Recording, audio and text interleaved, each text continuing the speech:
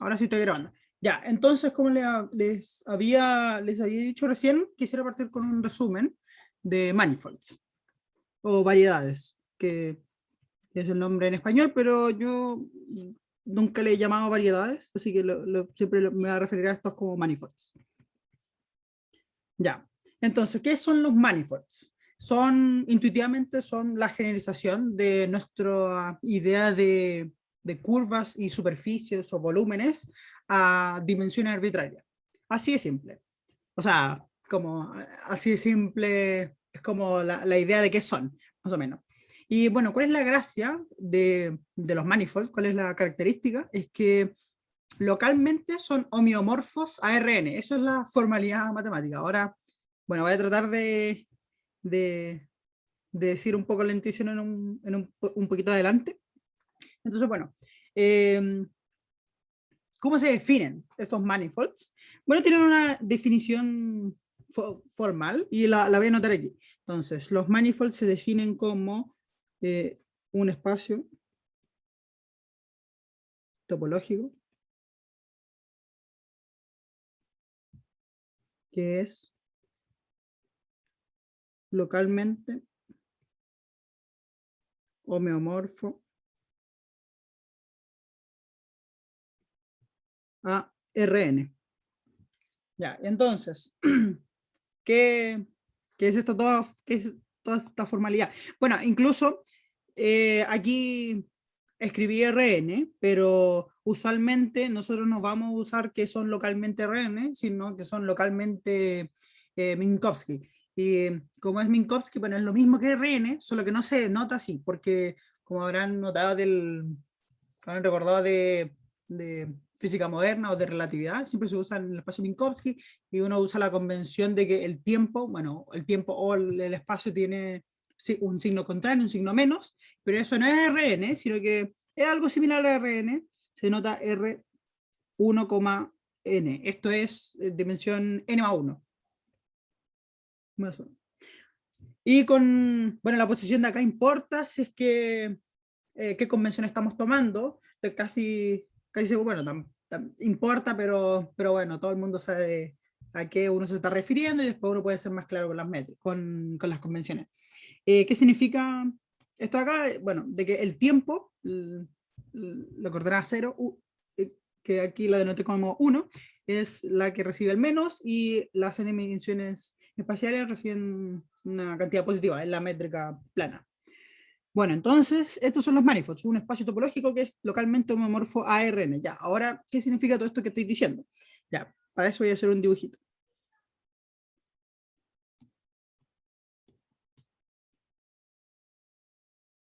Para que quede bonito, o sea, para que no quede indecente, voy a hacer esto.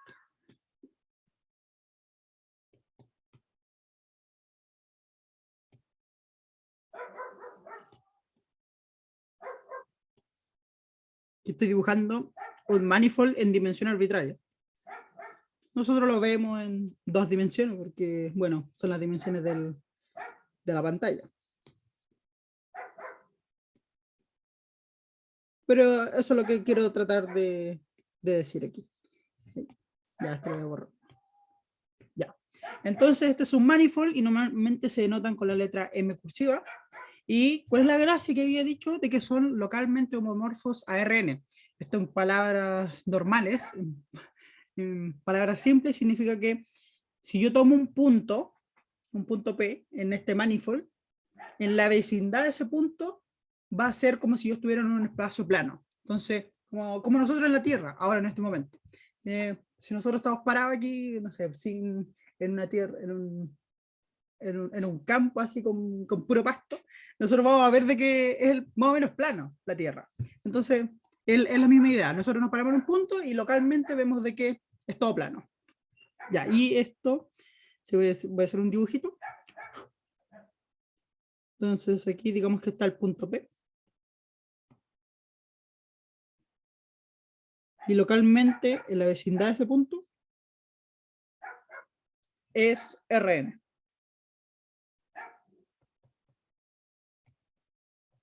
Incluso este espacio localmente Rn tiene un nombre, que es, bueno, escuché recién de que me dijeron que lo estaban viendo en clases, de que, bueno, se define como el conjunto de eh, todos los vectores tangentes, sí, tangentes a este punto P, se definen como el espacio tangente. Y se denota, o bueno, formalmente es el espacio tangente a M en el punto P, y se denota por TPM. Entonces, espacio tangente al punto P de M, del manifold. Ya, incluso uno podría pensar, ya, así como para darle un dato freak, uno podría pensar de que, esta es como la cúspide de la generalización de curvas, curvas, superficies y volúmenes, o incluso objetos de dimensiones mayores. Pero esto no es tan cierto, porque existen generalizaciones de los manifolds. Entonces, como esto ya es una generalización, bueno, hay generalizaciones más superiores que los manifolds. Una de ellas puede ser los orbifolds. Y eso es súper interesante. Pero ahí cada vez que uno trata de aprender más acerca de manifolds, como siento yo que uno cada vez se aleja más de la física, como que va al mundo matemático. Y es un mundo oscuro ese. Ya. Entonces, una pregunta que me podrían hacer, así a la primera, bueno, ¿por qué nos molestamos porque igual es una molestia hacerlo, como que ya podríamos vivir en el maniframe, ahí todos piola. Pero, ¿por qué nos molestamos en definirnos un espacio tangente al punto P? Para definir los vectores, digamos, de una manera más general que solamente en un espacio euclidiano. Sí, sí, eso es uno de los motivos, sí, uno de los motivos definitivamente es ese, de que es para que podamos definir los vectores, los tensores, las formas de una manera que ya conocemos, porque nosotros conocemos cómo son los vectores en Rn, pues no sabemos cómo son los vectores en este manifold. Y otro motivo es que es súper relacionado a ese, es de que nosotros queremos operar con esos vectores, entonces queremos que operar, queremos derivarlo y queremos integrarlo. Podríamos hacer otras operaciones más complejas, pero básicamente son como combinaciones estas dos, multiplicarlo, etcétera, tomarle no, etcétera, etcétera. Ya. Y para hacer eso no lo podríamos hacer en un manifold M cualquiera, porque no sabemos cómo derivar, cómo integrar ahí. No tenemos idea. Pero sí sabemos de cursos pasados, de los cálculos, introducción a los cálculos, o a las álgebras, de cómo derivar y cómo integrar en un espacio plano, en Rn. Si sabemos cómo hacer eso. Entonces, por eso nos molestamos en hacer esta definición del plano tangente a M en el punto P. Básicamente, para... Ay, como que no estoy mirando la pantalla, estoy como mirando mi dibujo, pero a través de la pantalla, como tengo dos. Así que no siento que no lo estoy mirando la pantalla.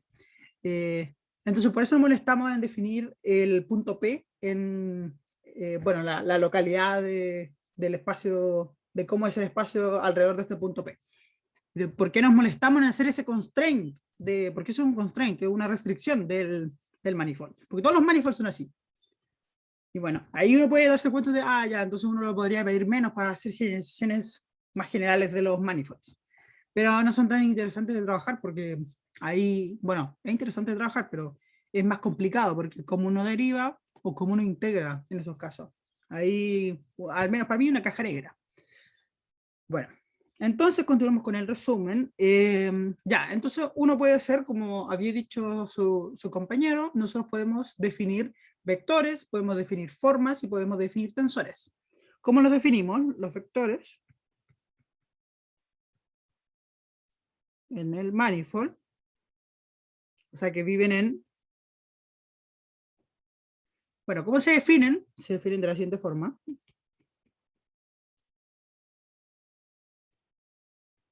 Y es modo. Donde este objeto de acá es la base de este espacio tangente. Bueno, estos son los vectores, las formas. Bueno, en este caso, formas. No sé si se acuerdan del auxiliar 1 donde yo les dije de que si uno tiene un espacio vectorial, como que es casi inmediato, o bueno, al menos en física, es casi inmediato tener el espacio dual. Entonces, bueno, aquí es lo mismo. Tenemos este espacio vectorial, aquí, el espacio tangente. Entonces, es casi directo de que nosotros vamos a tener el espacio dual a este, que es donde van a vivir las formas. Y, bueno, ¿cómo se define? La base. No, perdón, no voy a anotar con X, voy a hacer otra anotación.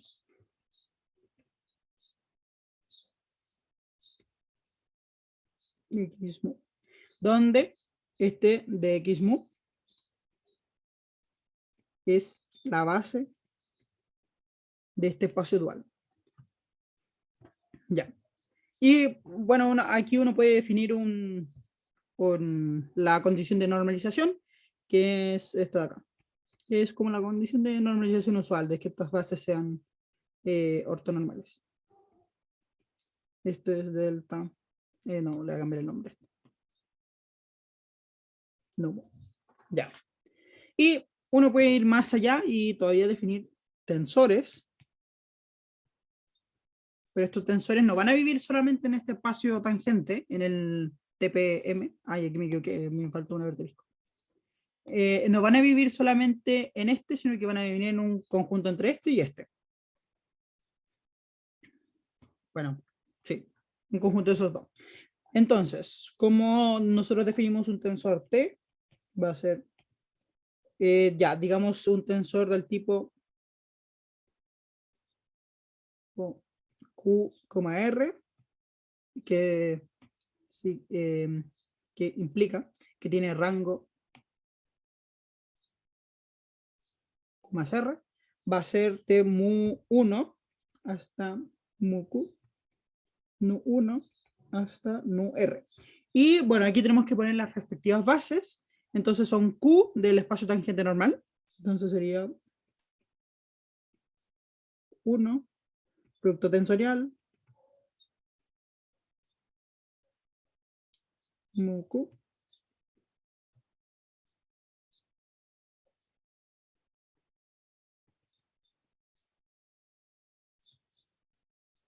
nu R. Ya. Entonces, esta es como la segunda vez ya que les defino los tensores. Les prometo que no va a haber otra. Y bueno, esta es la definición de los tensores en este manifold de acá. Ya.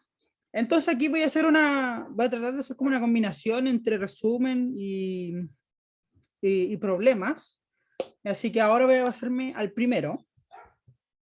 Y después quizá hago un resumen de otro tema. Ya, entonces, ¿dónde están cursos?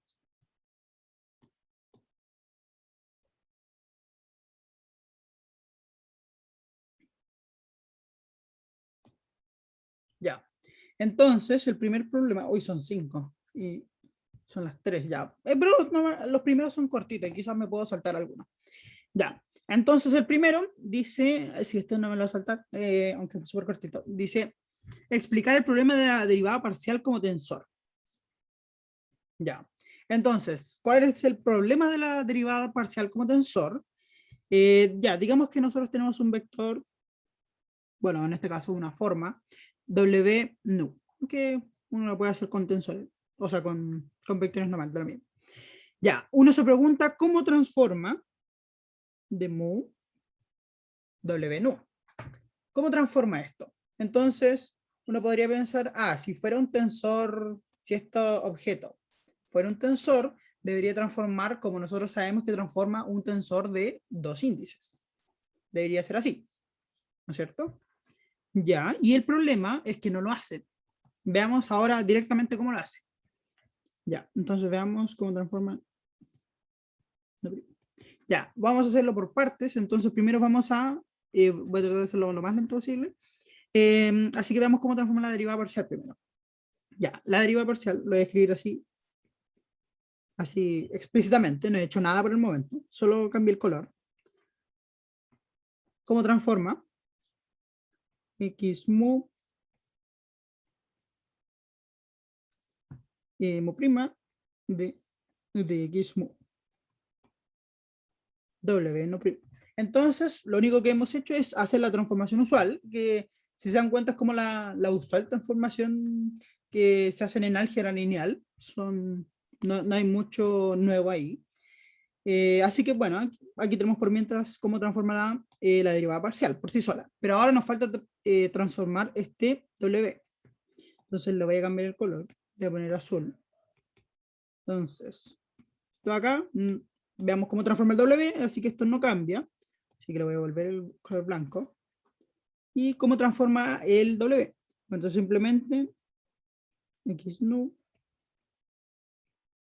no prima, W no. Sí, así queda. Entonces aquí transformamos W, le voy a cambiar a este, le voy a cambiar a este el color azul. Ya, para denotar de que es la transformación de este nuevo. Ya, entonces, como vemos aquí, tenemos una derivada aplicando sobre este término, pero es un producto de término, entonces tenemos que aplicar la regla de la cadena. Y aquí vamos a ver directamente de que no puede transformar como un tensor. Entonces, el primer término queda igual. Y aplicamos la derivada. Entonces usamos la regla de la cadena. Entonces, primero voy a aplicarlo al W. Entonces, esto sería dw xmove. A ver, ya lo voy a anotar diciendo. Entonces, el primero sin derivar. Demo, lo voy a anotar así, para que sea mucho más explícito. Y ahora aplicado al primero. Entonces sería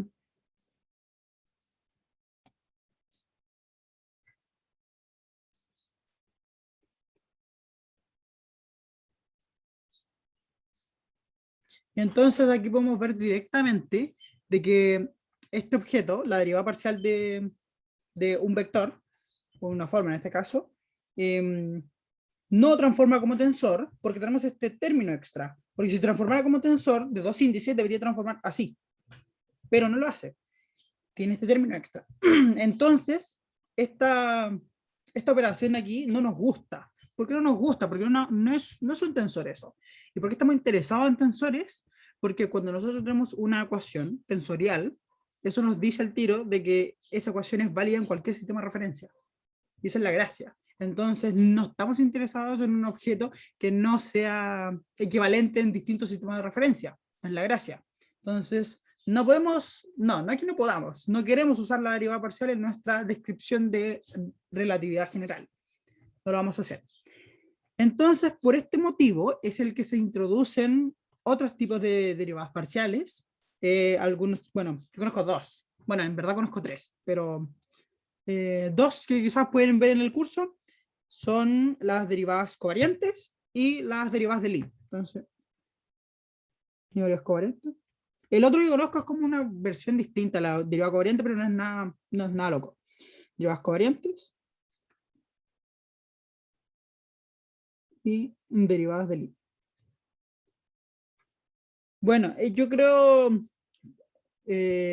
bueno, de todos los libros que he visto de RG, este es bueno, la formación a partir de las derivas covariantes, es como el favorito de todos los libros. Como que hay re pocos que se van solamente con la derivada de Lie. Hay algunos que solo se van con las derivadas covariantes y otros que usan la combinación de los dos. Pero no he visto ninguno en donde solo use la derivada de Lie. Quizá uno nomás. Pero no, insufrible. Ya. Entonces, nosotros vamos a estar interesados en las derivas covariantes, que creo que ya las vieron en clase, ¿no es cierto? ¿Alguien me puede confirmar eso? Las derivadas covariantes eran las que son en el mismo espacio tangente. Sí, o sea, sí, son el mismo puesto tangente y tiene una cierta forma, que la voy a escribir ahora y ahí dime si las vieron. No, entonces,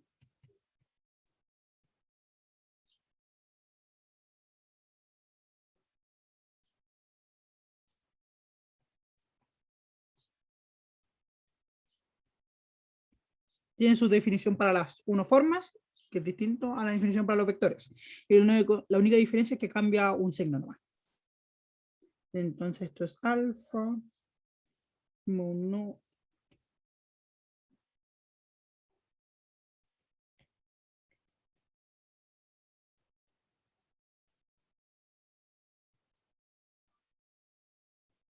esta es la definición de las derivadas covariantes. ¿Las vieron o no? Sí, para Ya, un caso especial de que caía una persona en un ascensor y otra persona afuera, ¿cuál era la ecuación que veía el que estaba afuera? ya. Ya, súper. Y bueno, ¿cuál es la gracia de las derivadas covariantes? Es de que no tienen el problema, es como que uno se da esa definición para que no tenga el problema de las derivas parciales. Entonces, si es que uno ve, ya, esto no transforma como tensor, este objeto es básicamente el que arregla ese problema, el que quita ese problema que tenía la deriva parcial de que no transformaba como tensor. Se terminó extra, entonces, este se lo come. Entonces esa es la gracia de las derivas covariantes, que son objetos tensoriales. Así que nosotros vamos a estar súper interesadas en este objeto. Súper. Ya, y bueno, aquí di la definición para unoformas y para vectores, pero voy a dar la definición también para tensores. Entonces esto es, ya, ya, digamos un tensor tipo KL.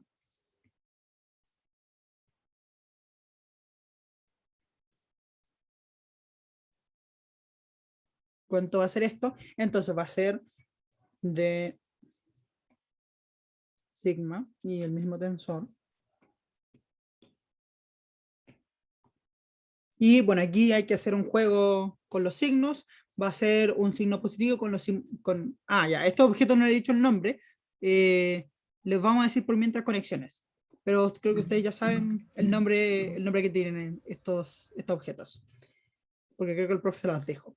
Ya, entonces hay que tener cuidado con la posición de los índices porque van a cambiar el signo de acá. Ya, para los de arriba, entonces es un símbolo más, signo más. Porque le dije símbolo. Entonces, esto es mu1, sigma lambda. ¿Sí? Entonces, aquí reemplazamos el mu1 por un sigma, mu2, la muca,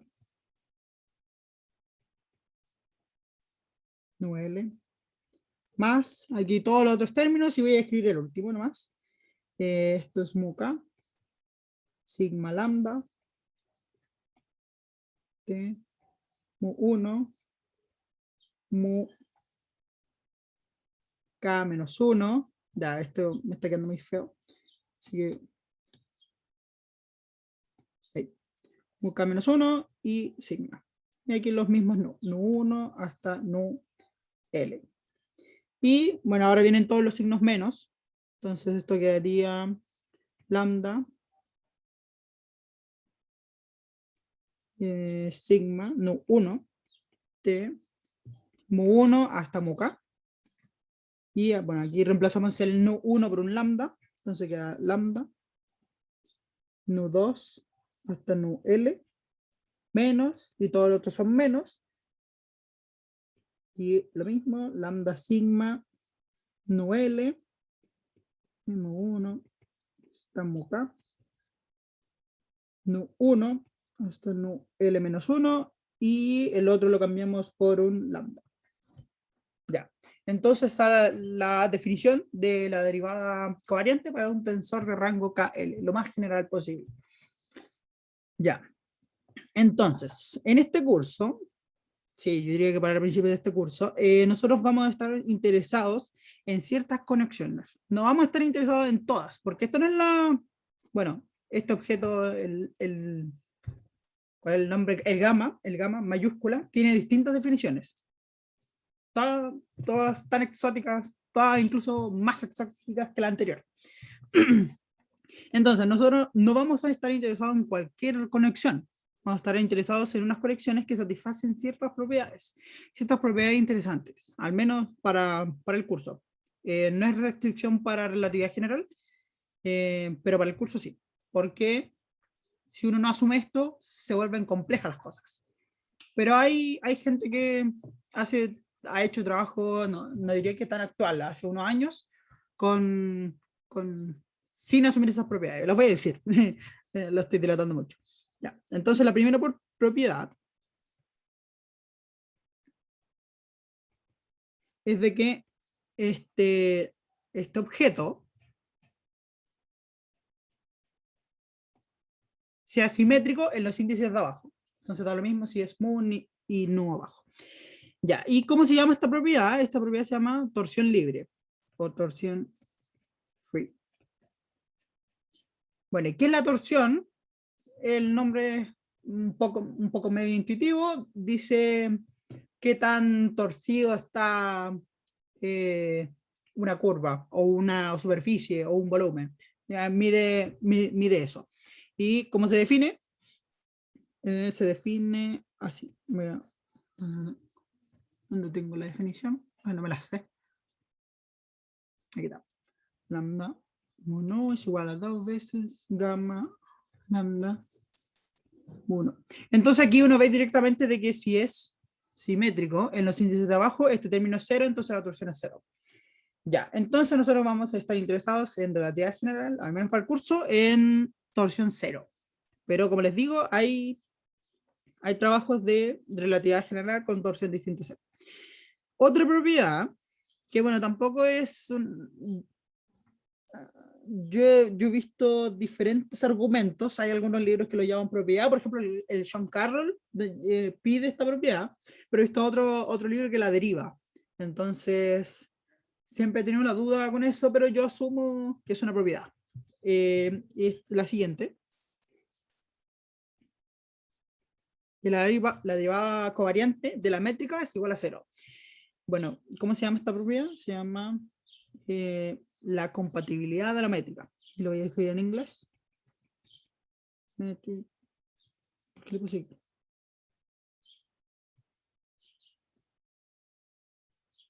Ya.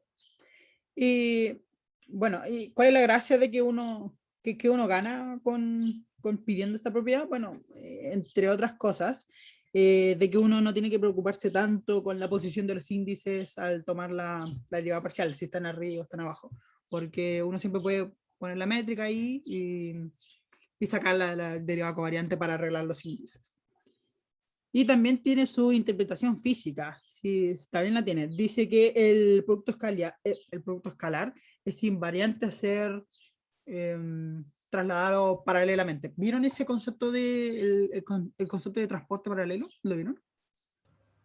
Sí, el Ya, transporte paralelo que lo veíamos con uno de los ejes, o sea, ya, lo hace respecto a una coordenada, no. ya, súper, súper. Ya, entonces esta propiedad nos dice que el producto escalar es invariante al ser transportado paralelamente. Eso es lo que nos dice esta propiedad de acá.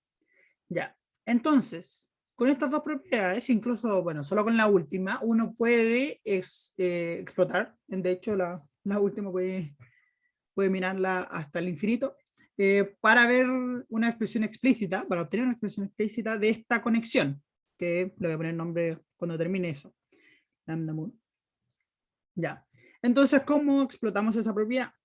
Ya, lo que hacemos es escribirla explícitamente 3 veces. 3 veces. Entonces, la primera es G mu. Aquí sabemos que tenemos que poner 2 menos lambda en rho mu G lambda no. Eso está bien. Y ahora con el otro, lambda rho no G mu lambda. Esto sabemos de que es igual a 0, porque nos dice la propiedad. Entonces, ahora lo que hacemos es repetir esta propiedad, escribir lo mismo, pero 2 veces más, pero con distintos índices. Y bueno, la expresión es la misma, solo que los índices los cambié. Así que voy a ser consistente y usar los mismos índices que usé. A ver. Lambda, y el otro es G ROM. Ya, entonces este es de mu G nu rho menos nu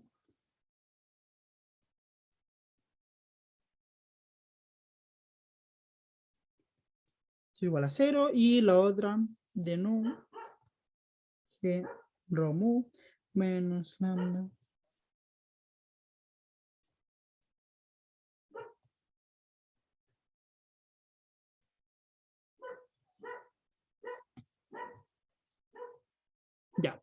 Entonces ahí tenemos las tres, las tres propiedades, bueno, las tres ecuaciones que son, cada una es correcta, solo que lo escribí con índices distintos. Bueno, ¿qué podemos hacer? Podemos agarrar, ya, las podemos enumerar, 1, 2, 3, y podemos hacer cuánto vale 1 menos 2 menos 3. Ya, ¿qué obtenemos con eso? No voy a copiar uno por uno, sino que voy a aprovechar la herramienta de copy-paste. Ya, entonces queremos hacer 1 menos 2 menos 3. Entonces cambio estos signos. Así. Y todo esto va a seguir siendo igual a 0, porque el lado derecho era igual a 0. Ya, entonces, ¿qué podemos reconocer aquí? Podemos reconocer de que, ¿dónde está el destacador? Este objeto de acá, dado que la métrica es simétrica y de que esta conexión gamma también es simétrica en los índices de abajo, podemos reconocer de que es exactamente igual a este término de acá. ¿No es cierto? Son exactamente iguales, solo que los índices están cambiados. Ya. También podemos reconocer de que este término de acá es exactamente igual, por la misma propiedad, a este de acá. Y finalmente de que este término de acá es igual al de acá, al del final, al de azul. Ya. ¿Qué podemos ver? De que el término que está destacado en amarillo se va a ir porque uno está con menos y el otro con más, y para lo mismo para el verde, este está con menos, este está con más. Entonces el único que va a sobrar es el en azul. Por lo tanto, ¿cómo va a quedar? Ya, y estos términos de acá los voy a pasar a la derecha, entonces van a cambiar de signo. Entonces voy a tener dos veces. 1 de... No.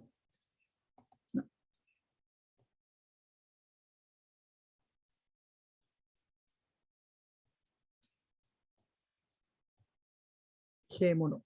Ya, y a toda esa expresión de acá la podemos multiplicar por G rho alfa. ¿Cuál es la gracia? De que vamos a eliminar esta métrica de acá. Entonces, hacemos eso. Cuando hagamos eso, nos damos cuenta de que esta composición de acá nos va a dar una delta, y una delta de Kronecker. Y la delta de Kronecker va a ser delta, no lo voy a hacer, va a ser alfa lambda.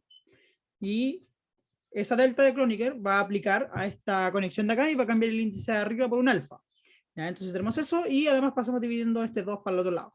Entonces, con esto sí vamos a tener una expresión para estos objetos de acá, estas conexiones. Va a quedar un medio, G rho alfa, factor de todo lo que queda acá. Ya. Y entonces, aquí tenemos una expresión para este objeto y nosotros ahora los bautizamos con un nombre y se llaman los símbolos de Christoffel.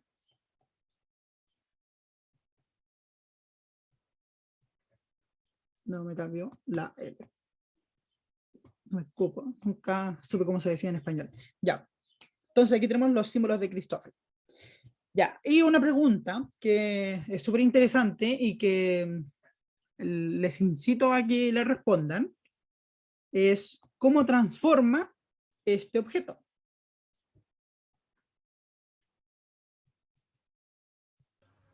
¿Debería transformar como tensor? ¿Debería? Esa es mi pregunta. Entonces ahora, ¿es un tensor? Yo les recomiendo que traten de hacer ese ejercicio y les doy al tiro la respuesta así como de antes. Y la respuesta es de que no es un tensor.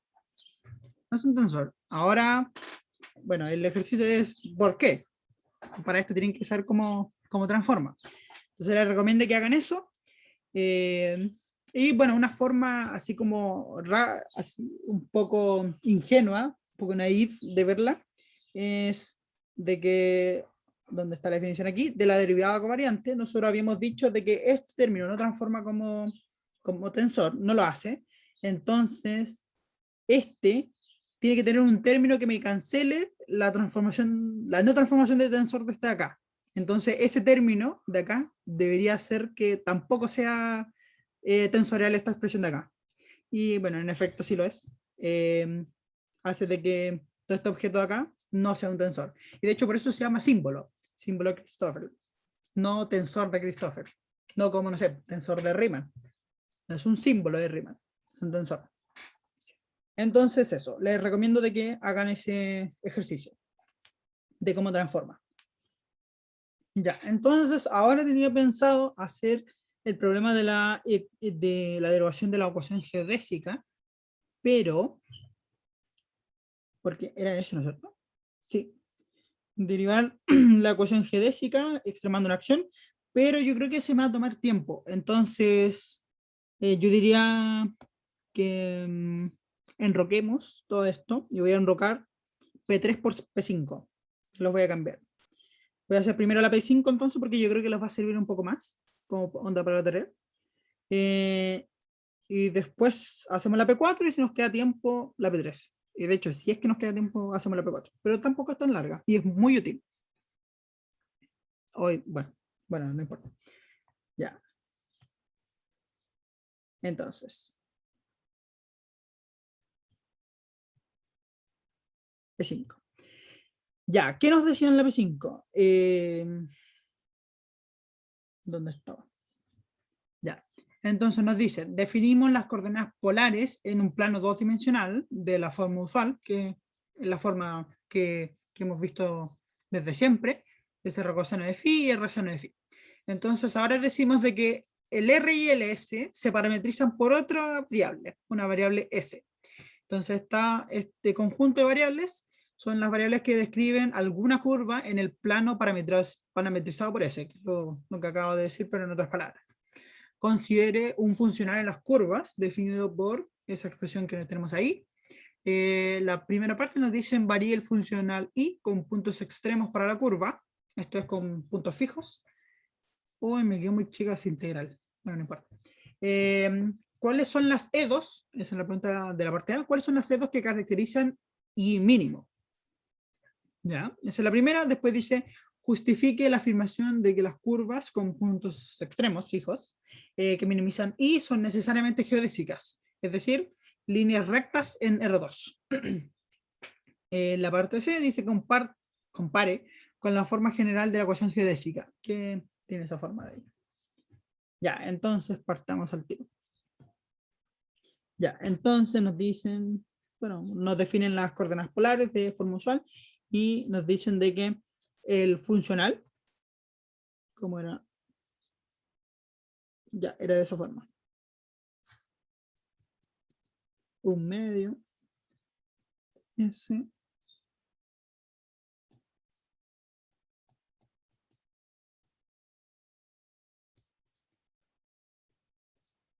El cuadrado. Ya. Entonces, ¿qué nos pedían? Nos pedían variar. Nos pedían variar este funcional con puntos extremos y nos piden las C2 que caracterizan el I mínimo. ¿Sí, dime? La derivada del phi no está al cuadrado en el enunciado. No sé si el Eh, enunciado está mal o... sí, en efecto debería estar al cuadrado. Lo voy a arreglar cuando termine. Ya. Sí, está al cuadrado, porque yo me acuerdo de haberlo hecho con que esté al cuadrado. Ya. Sí, por eso lo anoté. Entonces, variemos. Ya, primero voy a escribir esto así como explícitamente con los puntos fijos, que básicamente es ponerle los límites de integración. Entonces aquí voy a poner un xi0 y aquí un xi1. Ya, ahora tenemos que variar esto. Entonces, replicamos la variación. Esto sería un medio, los límites no cambian. 1 de S.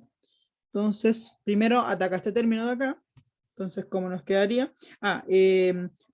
Para ser más simples, bueno, como R depende de S, vamos a decir de que de R, solo por notación, de R va a ser R'. Lo voy a denotar con un primo. Entonces, esto sería 2R' delta R'. Más donde este delta R' es delta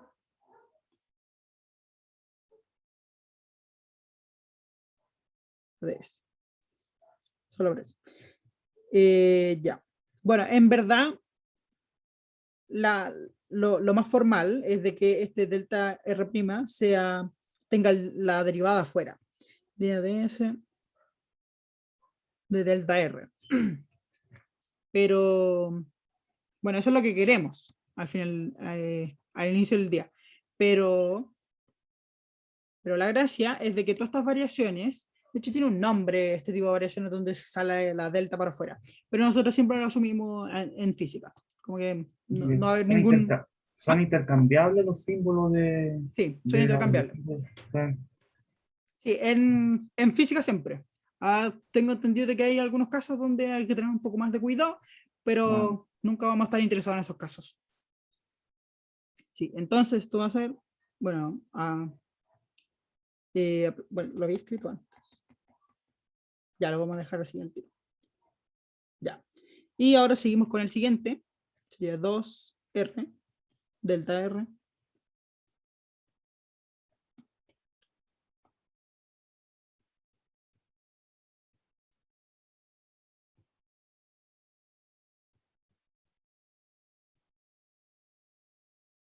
Delta phi prima.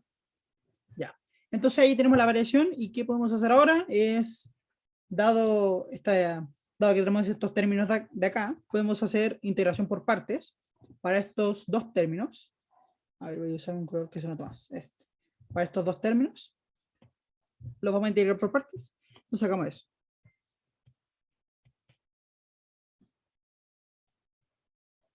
Voy a hacer la integración por parte al tiro.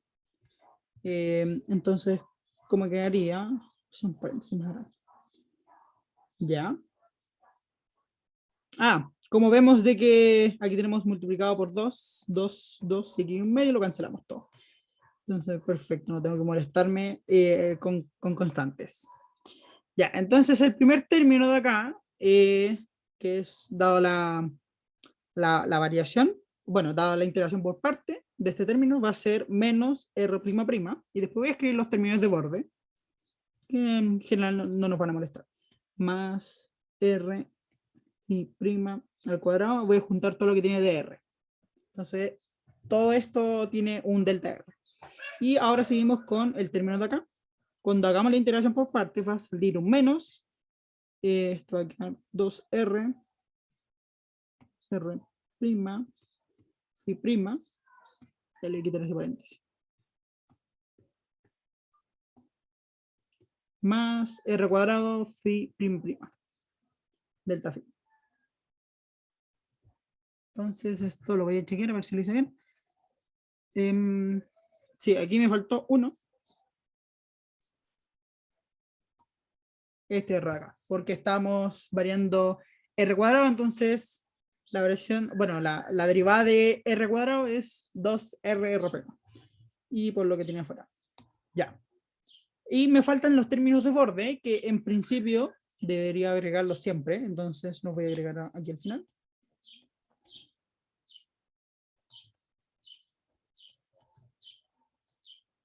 Estos están evaluados en si 0 y si 1. Pero bueno, aquí no sé por qué le puse R, S, debería ser una R. Pero estas variaciones de acá son tan pequeñas de que el delta, tanto para R como para phi, para los xi1 son iguales a para los xi2, o sea, xi0. Entonces, todos estos términos de acá van a ser 0. Y es lo usual de que uno pide para cuando uno varía bueno, cualquier objeto, una acción o un funcional. Ya, entonces nos quedamos solo con esta expresión de acá.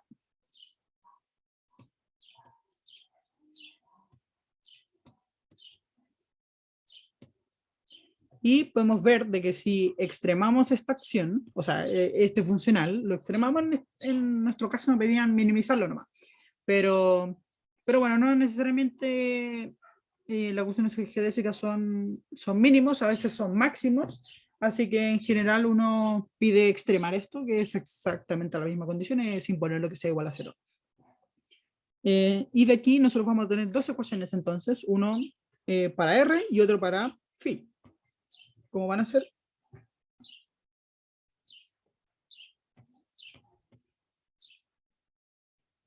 Esta va a ser la primera, igual a 0. Y esta va a ser la segunda.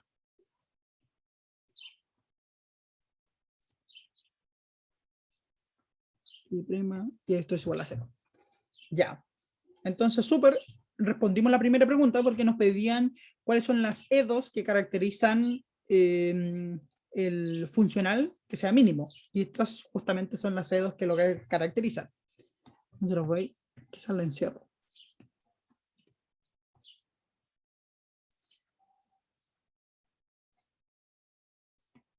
Ya.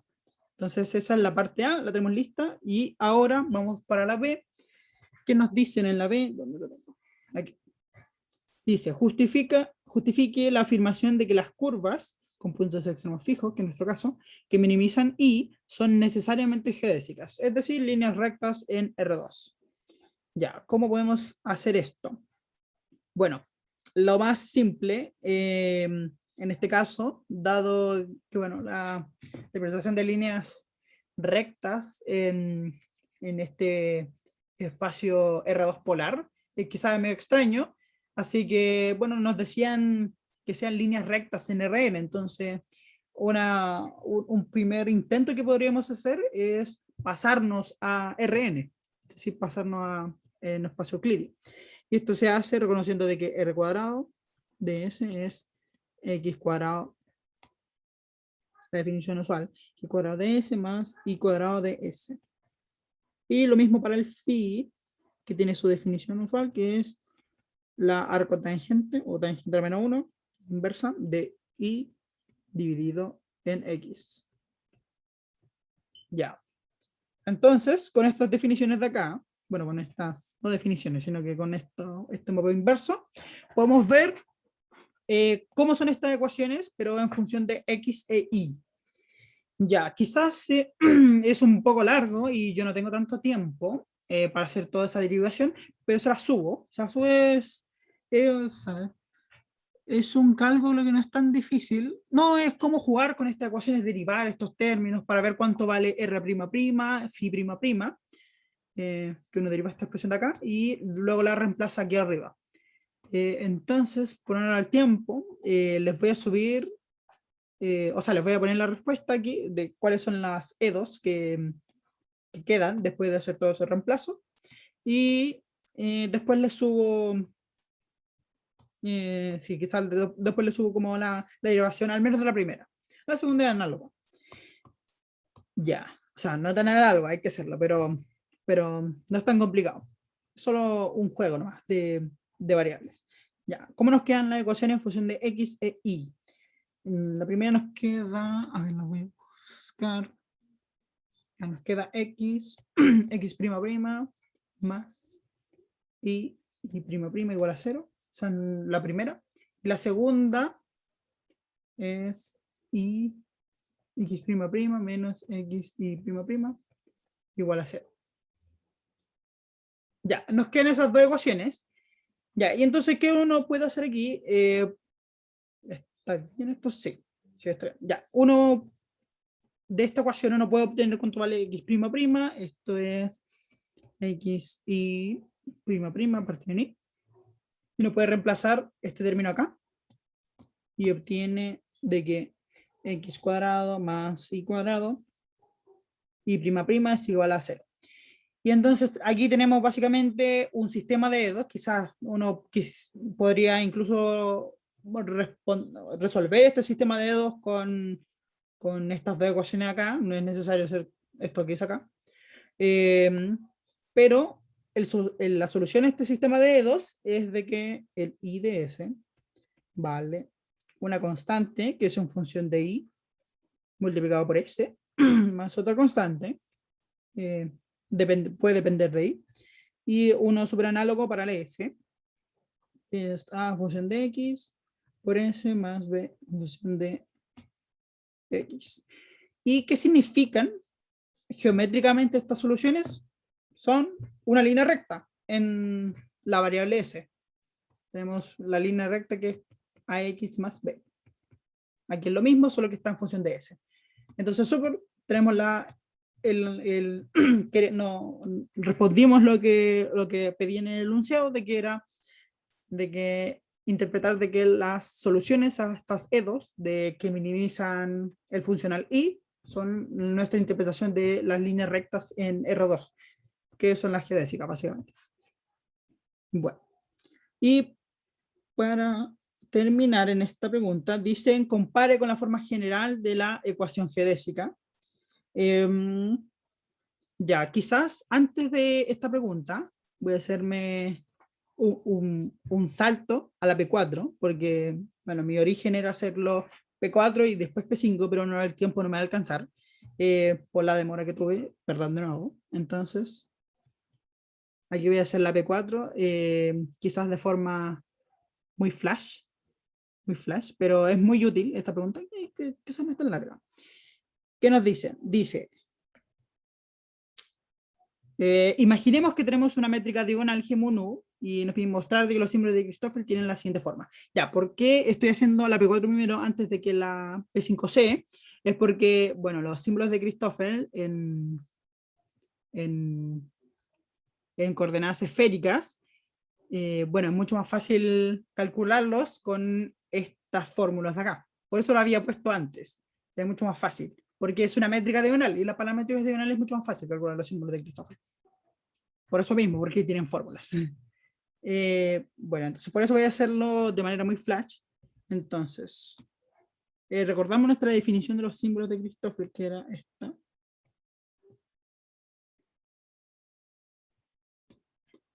Ya, entonces nos piden calcularlos para cuando la métrica es diagonal. ¿Qué significa de cuando la métrica es diagonal? De que G mu nu es igual a 0 si mu es distinto a nu. Y dado que es diagonal, tenemos de que G mu mu, aquí que tengan índices distintos no significa que estén sumados, sino significa de que son exactamente los mismos. G, ya, esto con los índices arriba. Ahí. Es igual a 1 partido en G mu mu, con los índices abajo. Y esto es porque es diagonal. Recordemos de que la contracción, esta de acá, nos tiene que dar la identidad. Y para que dé la identidad, dado de que es una métrica diagonal, tiene que ser la inversa nomás. Como 1 partido en los coeficientes. Solo porque es diagonal. Ya, entonces tenemos eso. Y queremos saber, ya, el primero era gamma lambda mu nu. ¿Cuánto vale este término aquí? Nos piden probar de que es igual a 0. Veamos. Entonces esto es 1/2 G rho lambda de mu G no rho. Exactamente lo mismo. Solo, bueno. Sí, de hecho es los mismos términos, así que los voy a copiar.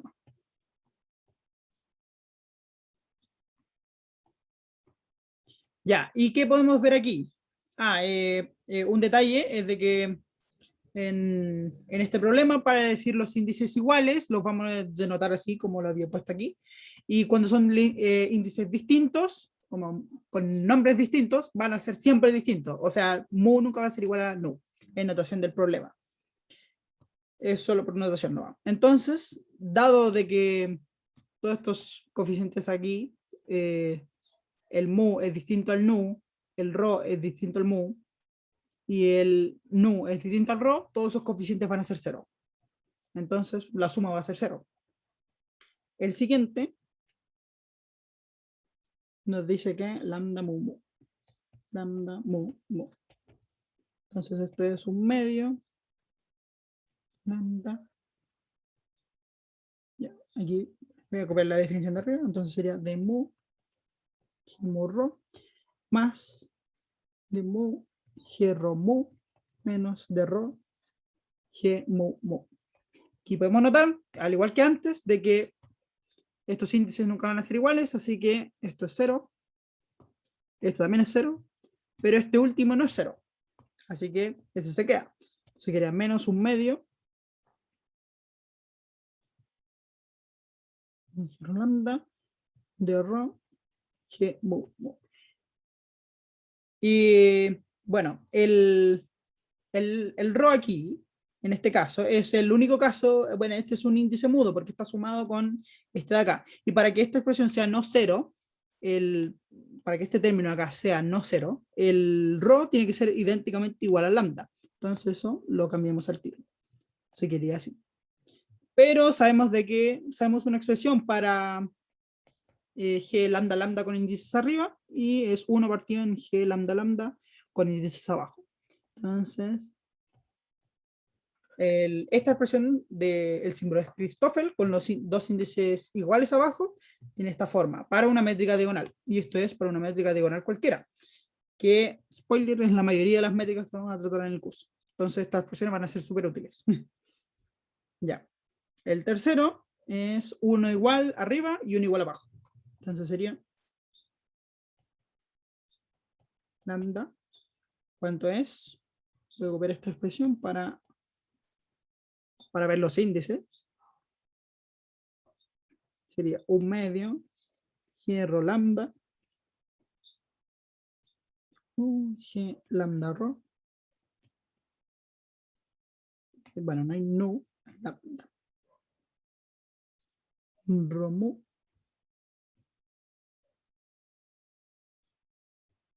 Mu lambda. Ya, y aquí también podemos ver de que este término de acá es 0, porque el rho nunca va a ser igual al mu, porque el rho tiene que ser igual a lambda para que esto no sea 0. Esto de acá también va a ser 0 porque mu y lambda son distintos. Entonces la única expresión que todavía puede vivir es esta, porque el lambda tiene que ser igual al rho, para que esto sea no 0, de nuevo. Entonces, 1 medio g lambda lambda de mu g lambda lambda. Y esto es 1 medio de mu. Y aquí podemos reconocer de que este término lo podemos expresar como la derivada de un logaritmo. Entonces esto es 1 medio logaritmo de... bueno, como está el 1 medio, va a ser la raíz. Entonces sería la raíz. Y aquí, bueno, le ponemos el módulo para no, porque aquí no hay ningún signo menos. Entonces tenemos que, al ponerlo en la raíz, tenemos que tener cuidado de que no estamos expresando una cantidad imaginaria. Entonces sería g lambda lambda. Y bueno, todo esto es la derivada de esto. De mu. Entonces esa sería la expresión para un índice igual arriba y uno abajo. Ya, y nos falta la última, que es súper análoga, que es todos los índices iguales. La expresión es más fácil de derivar que la anterior, porque no hay que complicarse tanto con los índices. Rho lambda, lambda, rho,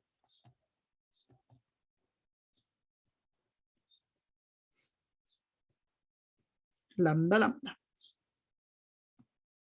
Ya. Y de nuevo, para que esto sea no cero, lambda tiene que ser igual a rho. Entonces, cambiamos todos los rho por un lambda. Así que tenemos puro lambda. Entonces, cancelamos esto con este. Y nos queda solo el primer término de acá. Entonces quedaría 1 medio lambda lambda de lambda g lambda lambda, mucho lambda. Entonces esto es exactamente igual que lo anterior, solo que la única diferencia es que la derivada es distinta. En este caso es lambda. Logaritmo de raíz del módulo de g lambda lambda. Aquí, bueno, me equivoqué, puso el índice arriba, pero deberían ir abajo. Ahí sí. Bueno, cuando yo escribo logaritmo, me estoy refiriendo al logaritmo natural, pero estoy acostumbrado a escribirle log nomás. Ya, entonces, ¿por qué hice esto aquí? Porque, yo quería hacer esta parte de acá, compararlo con la forma general de la ecuación geodésica. Entonces, bueno, no tengo tiempo para calcular los símbolos de Christoffel en coordenadas polares, pero lo pueden hacer ustedes con esta formulita, no es tan complicado. Bueno, en 2 dimensiones tiene esta forma, solo la parte espacial.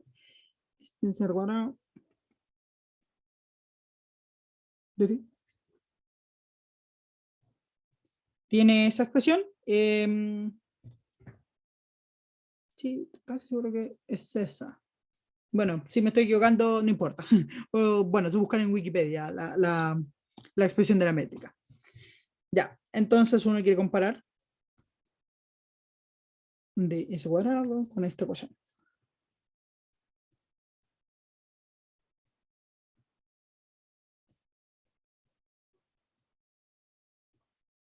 S y esto es igual a 0. Entonces uno quiere comparar esta parte de acá con los resultados que habíamos obtenido en la parte A, que eran estos de acá. Entonces, si esto es, si queremos mostrar de que esto es efectivamente la ecuación geodésica, deberíamos obtener el mismo resultado que a partir de la ecuación geodésica.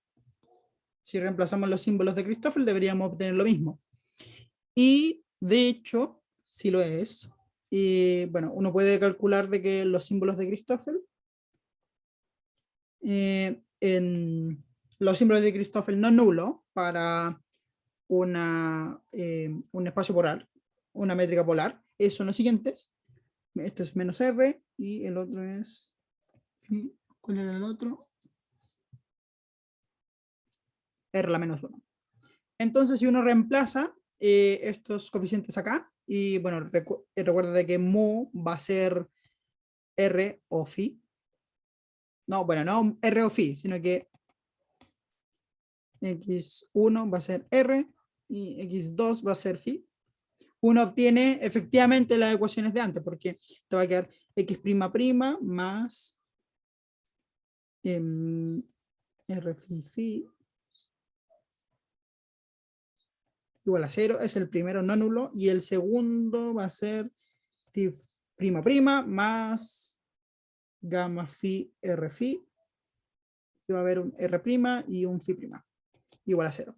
Y esto de acá nos dice, nos implica la primera ecuación que habíamos obtenido antes, que es R' menos R phi' al cuadrado igual a 0.